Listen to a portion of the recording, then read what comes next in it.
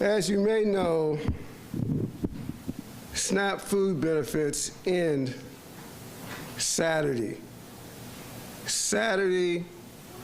November the 1st, should the federal shutdown still be in place, crushing families and neighbors across Pennsylvania. This is an emergency. And as you may know, also on November the 1st is when the new paperwork requirements begin for SNAP food recipients. And these paperwork requirements mean that individuals 18 to 64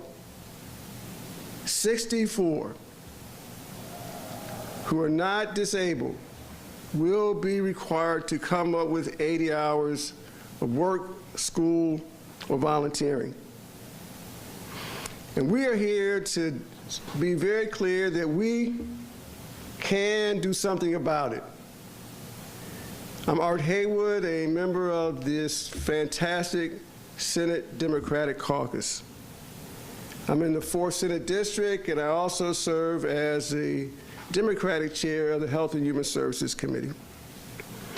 And I'm here with my colleagues because we know that these changes are going to make people hungry, disabled, hungry, veterans hungry, children hungry. It's hard to be in a more outrageous position than to be holding up the food for our neighbors. We have gone around the Commonwealth to share that denying food to people is a violation of their dignity. Having food is an essential part of just being a person and being recognized as a person. Now, I do want to share some specific examples. I was on a town hall, a 62-year-old woman who was retired on a fixed income, retired, past all the years of her work. And she asked me, will I now be required to do the 80 hours a month of paperwork requirements?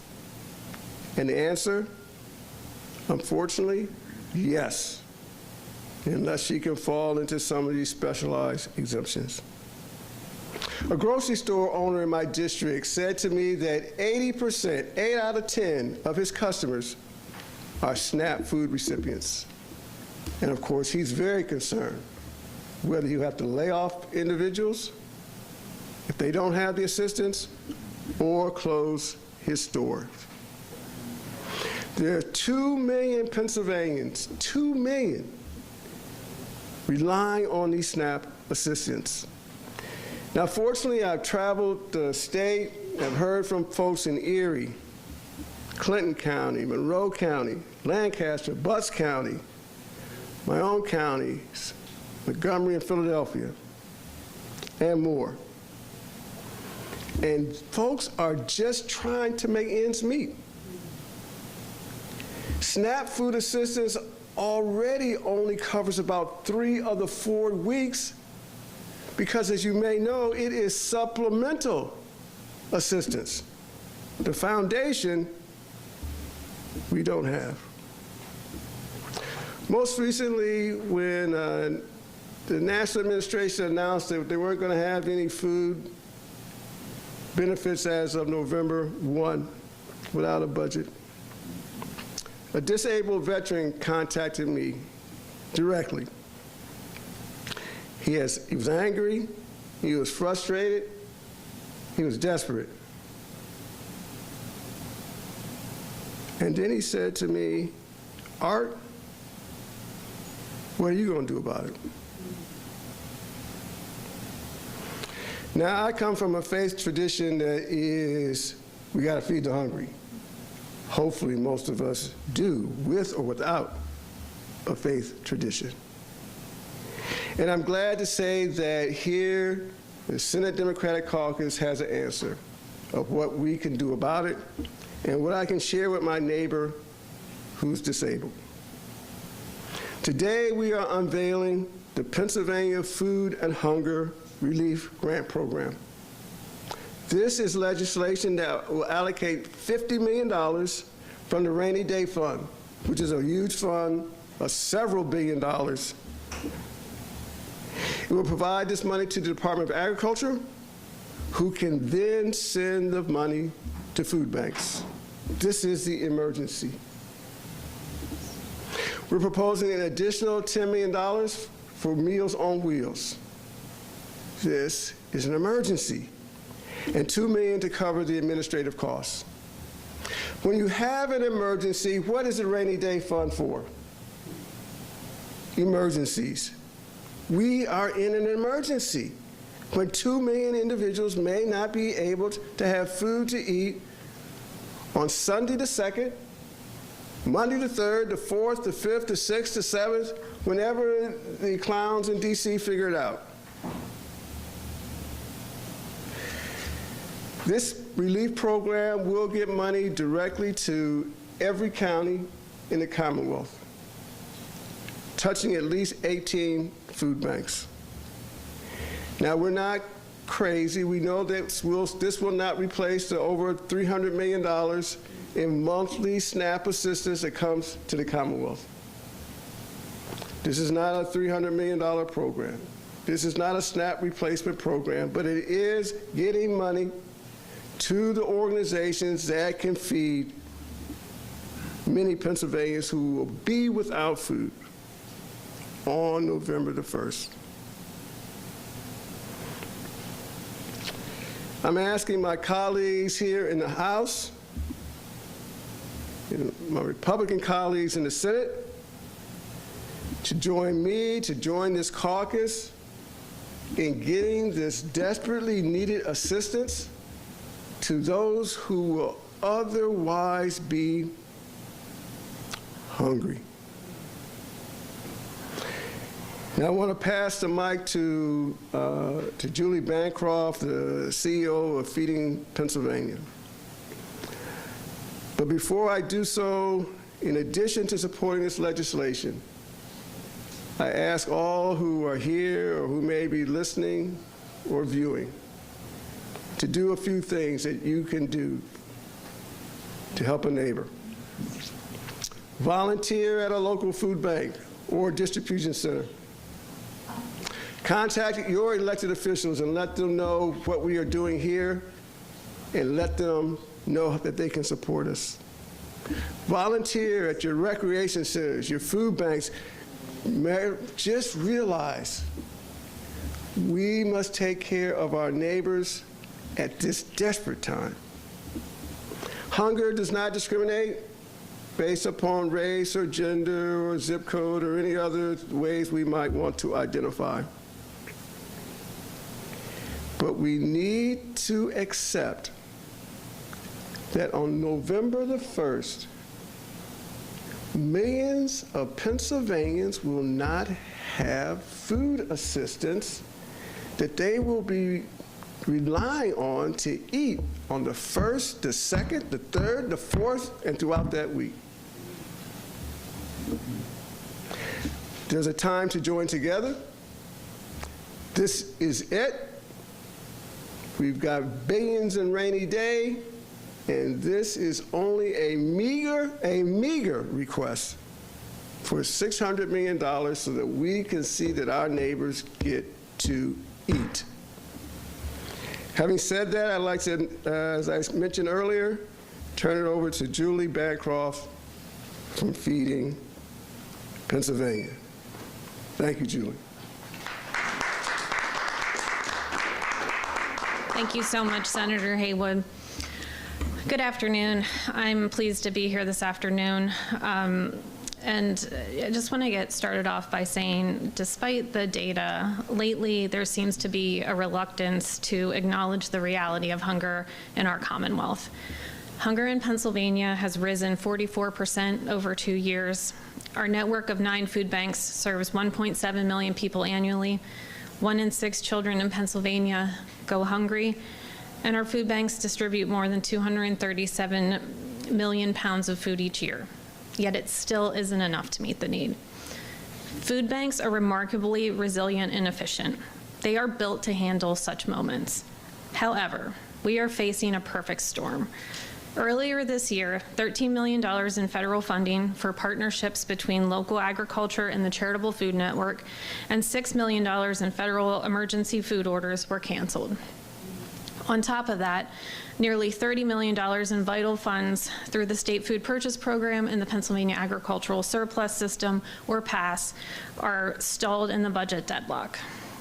Additionally, because of the federal shutdown, federal workers who are not being paid are turning to the charitable food system. And now, 2 million Pennsylvanians will lose access to their SNAP benefits starting November 1. And I just want to point out an important stat, that for every meal that food bank provides, SNAP provides 9. So where will these neighbors turn? They're going to turn to food banks and pantries. Many will access these resources for the first time because their SNAP benefits had been just enough to get by. We've let politics cloud our humanity. Outside of this building, real people are managing very real concerns about their own survival. Last week, when DHS announced that the November SNAP payments would be halted, our network was instantly overwhelmed with outreach from panicked neighbors and pantries. Individuals grappled with how they would access food to feed their families. Emails came into our website asking how to get food without transportation. And pantries scrambled to figure out how to keep enough food on their shelves to meet the impending wave of need. Like I said, food banks are resilient.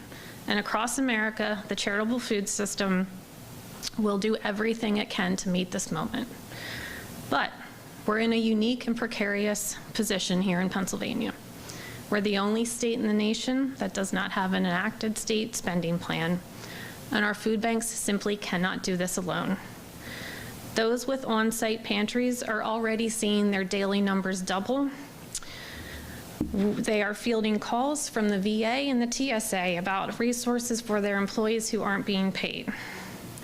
8 of our 9 food banks are accessing cash reserves to try to put money on account for pantries to keep their shelves stocked. These backup resources are not infinite and will quickly dry up if we don't get funding moving. I saw a comment on an article about the suspension of SNAP benefits that said people should work 3 jobs to put food on the table. Is that our expectation for a veteran who dedicated a lifetime of service to this country? A senior with limited mobility who depends on public transportation, and a mom already working 2 jobs while trying to be present for her children? Do we expect them to work 3 jobs just to have food? By holding up millions of dollars in essential funding for food banks amidst this perfect storm, we are turning our backs on the citizens who help this Commonwealth thrive by withholding resources that give them access to the healthy foods that they need to thrive. So on behalf of the millions of people our network serves, my plea is to remember our collective humanity and to help our network meet this moment as they are designed to do. And I want to thank Senator Haywood and the caucus for this relief package. Thank you so much. And it is my pleasure to introduce Shyla Ulrich, CEO of Central Pennsylvania Food Bank.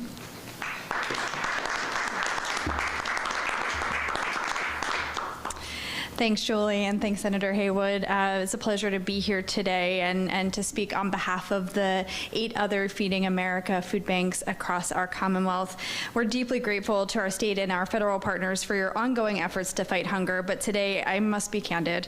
We're in a long-term hunger crisis, and the current budget impasse and the federal threats are making it an already difficult job even harder.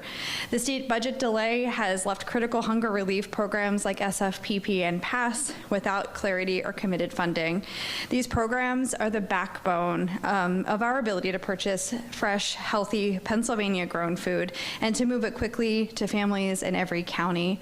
Prior to coming to the Central Pennsylvania Food Bank, I had the honor to operate an agency partner in Lebanon County, and it was a story that I heard not once or twice, but dozens and dozens of times, where a mom or a dad would come in and would sit across from me to register for food and say, "I'm so sorry, I'm here today, but I looked at my pantry and I have a pack of ramen, and I know that's not enough to feed my kids tonight."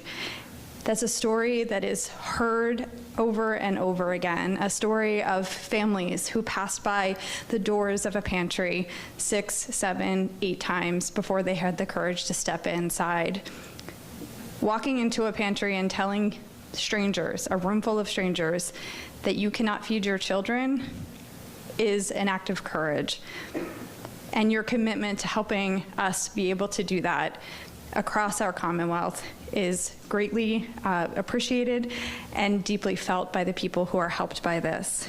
When these dollars are uncertain with SNAP, with state food purchase, with PASS, trucks are delayed, shelves go unstocked, and the people we serve, seniors, veterans, children, wait longer for the food that they need.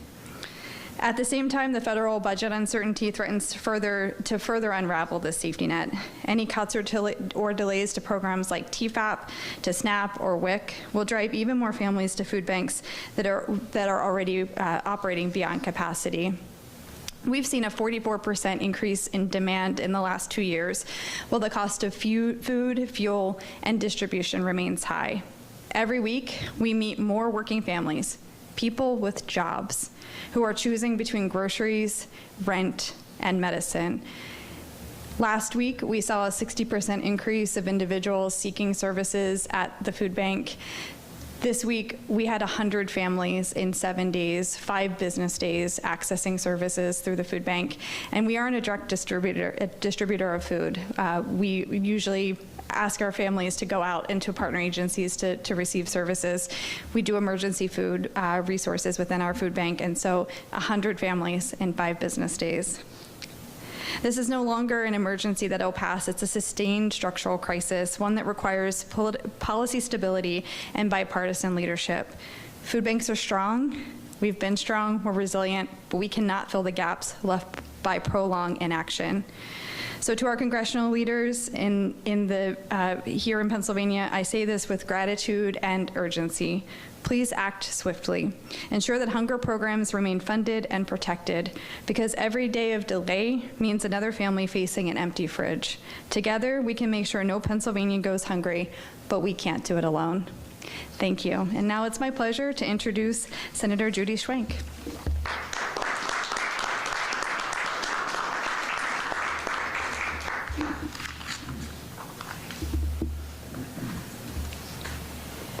Thank you very much, and good morning, good afternoon, everyone. If this is not a crisis, I don't know what is a crisis. To use hunger as a political weapon is unconscionable. It is just unconscionable. Yes, I'm State Senator Judy Schwenk, and I represent the 11th District in Pennsylvania, which encompasses the city of Reading and suburban and urban areas, as well as some very rural areas as well. And I also serve as one of the co-chairs of the Senate Agriculture and Rural Affairs Committee. In my district, there's a very real sense of worry. Almost 50,000 people in our county depend upon, in my district alone, depend upon SNAP. Our food bank is prepared to do everything it can to fill the gap. Nonprofits are scrambling to find resources, anticipating families who will be walking through their doors for the very first time. Families across Pennsylvania are unsure how they will put food on the table, and that's a tragedy. No one deserves to go hungry, and SNAP is a lifeline for millions of Americans.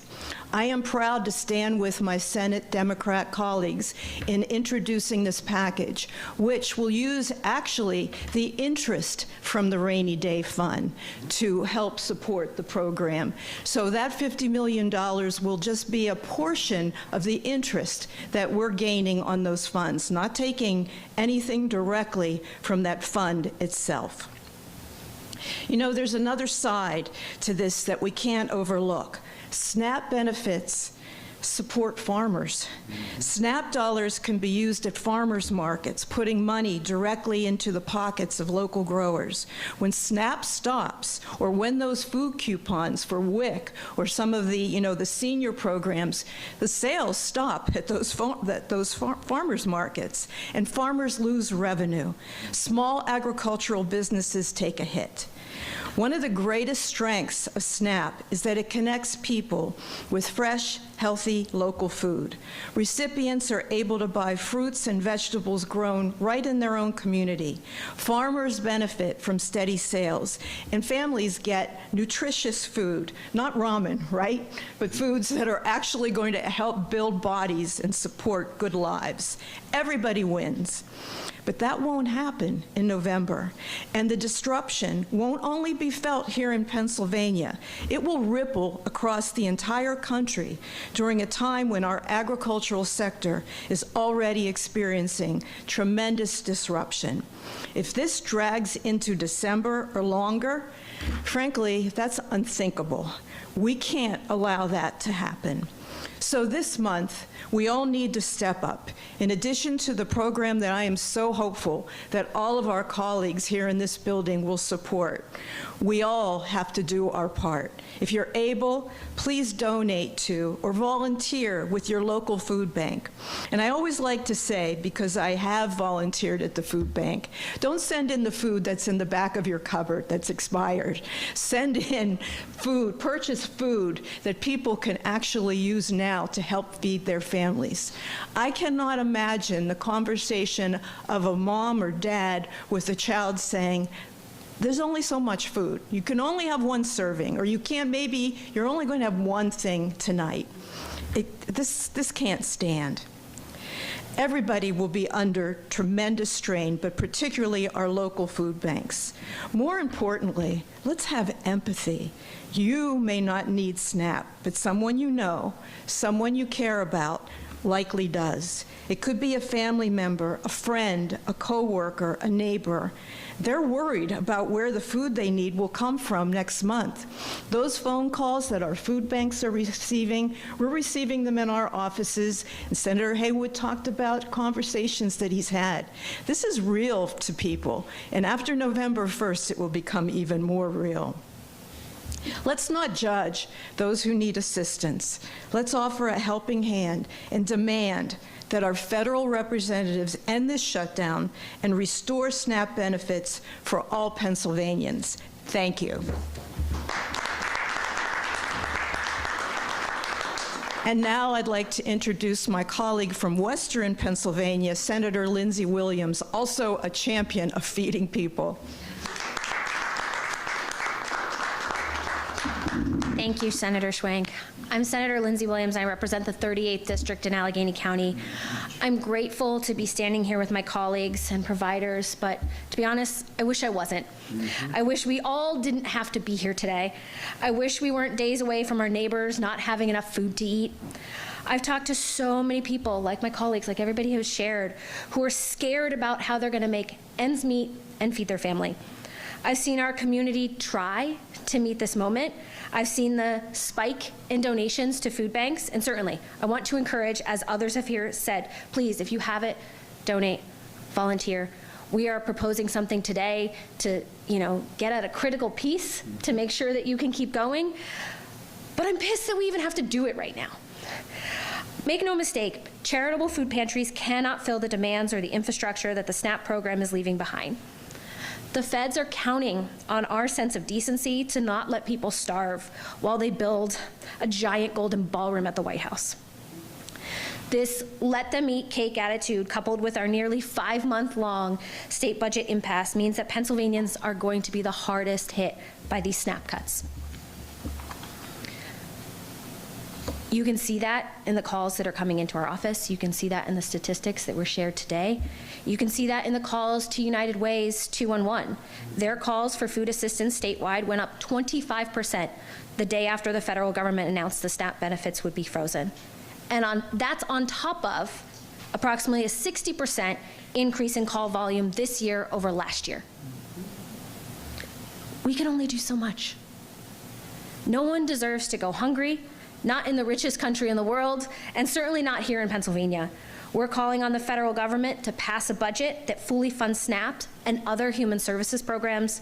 We need to finally pass a state budget that invests in people, because budgets are moral documents, and we should be better than we are right now. Thank you. Pass it over to Senator Haywood.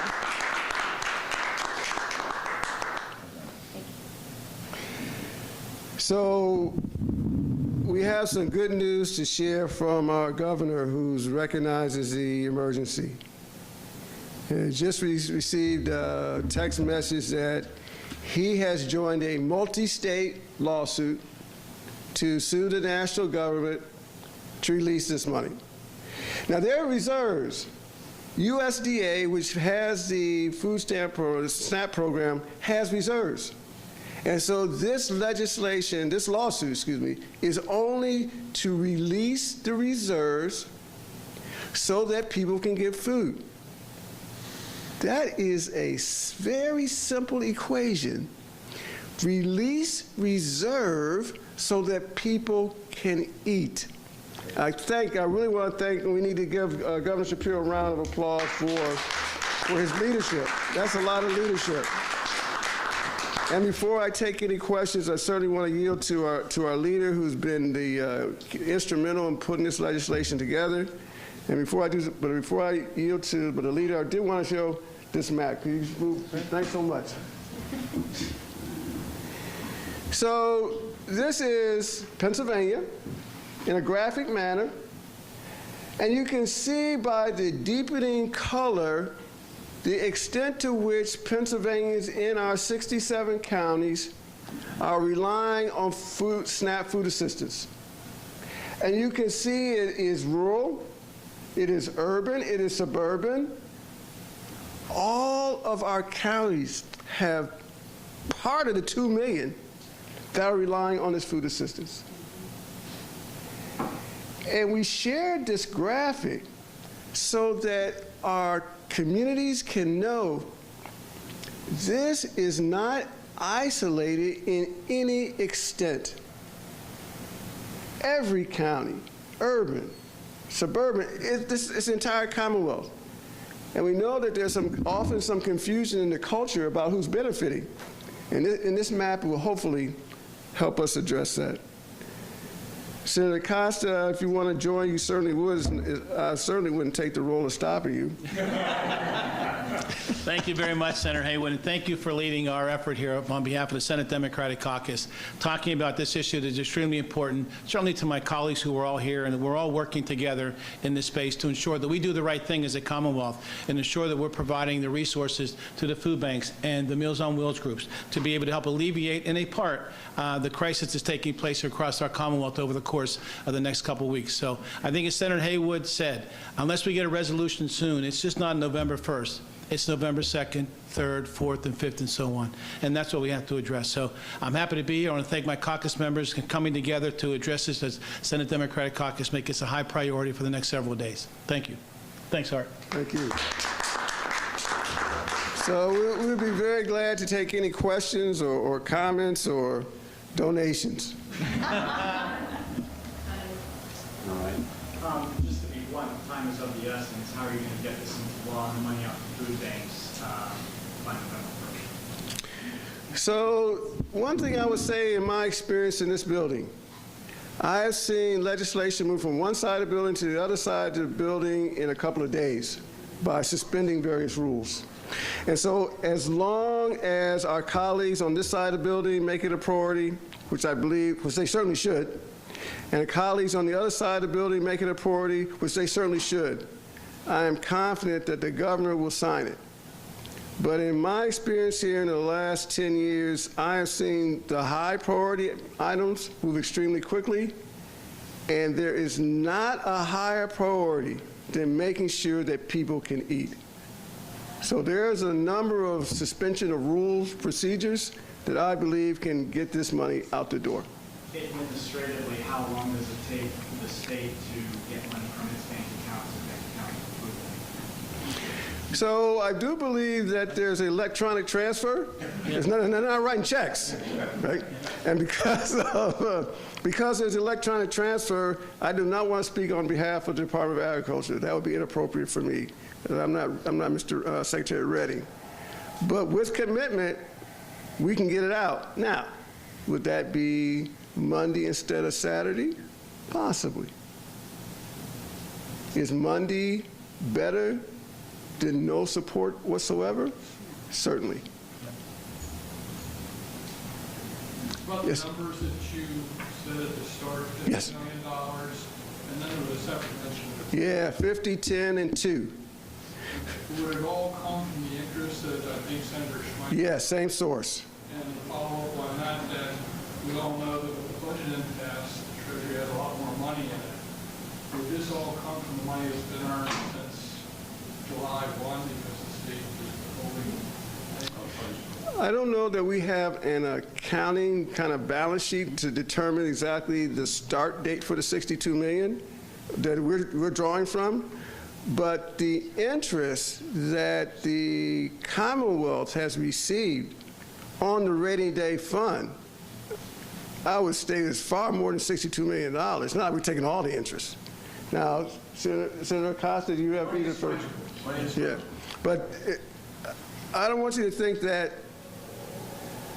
number one, we don't have the money. That's false. Please don't walk out thinking we don't have the money. Number two, using the interest is the least aggressive approach to the rainy day fund because we hold on to 100% of the principal.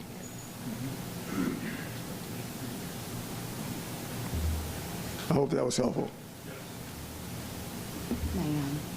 Oh, certainly. Introduce yourself. Good afternoon. Carolyn Committa. I represent Senate District 19 in Chester County. To our media colleague over here who asked about everything takes forever and we need some help right now, what popped into my head immediately was look at what we did in rebuilding I-95 in 12 days instead of months. We can do things in an emergency, and we did it in that case, and we need to do it again now. Thank you.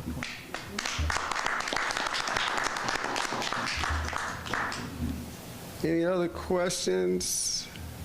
The lighting is tough, so if you have a question, go ahead. Is there something to be said that with our own state budget late, if we just kind of kept making progress on that and saw some action on that front, how maybe negate the need to do something here? No, it's federal money. Yeah.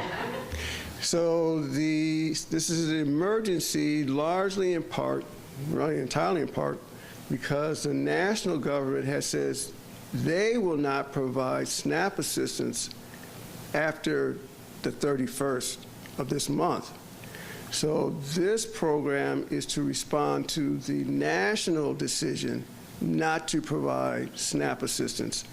And the lawsuit is also against the national government for refusing to use the reserves that the national government has to feed people. We certainly need a state budget, but yes, go ahead. Have you communicated anything to the Senate Republicans about this? Have they expressed any interest? We are sharing this to everyone in the General Assembly and the governor's office now.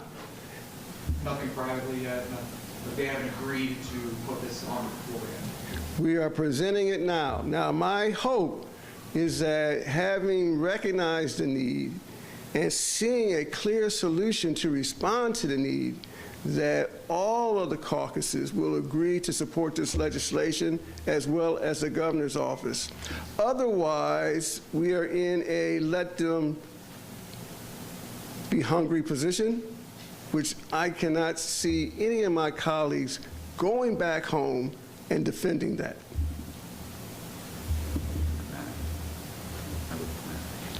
Thank you so much. We just want to show the map in terms of who is affected. And you can see that my Senate Democratic colleagues have counties that are affected. My Senate Republican colleagues have counties that are affected, and the same thing for all the members of the House. So this is a solution for all of Pennsylvania, as well as all the elected officials who represent these 2 million people. I hope that was helpful. Okay, that's it. Thank you so much. Thanks a lot.